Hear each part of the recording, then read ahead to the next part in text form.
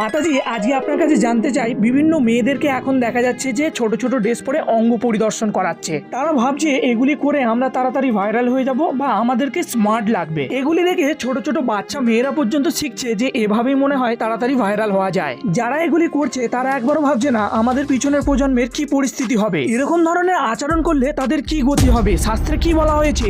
আপনি যে প্রশ্নটি করেছেন এই প্রশ্নটির উত্তরটা অনেকের খারাপ লাগতে পারে, কিন্তু আমি খারাপ লাগার জন্য বলছি না, শাস্ত্রে যেটি আছে সেটি আমি উল্লেখ করছি। এটি তারা করে বিপরীত লিঙ্গের মনোযোগ আকর্ষণ করার জন্য, কিন্তু এই প্রকৃতি এত কৃপাময় যে আমাদের বাসনা অনুসারে পরবর্তী দেহ দেয়।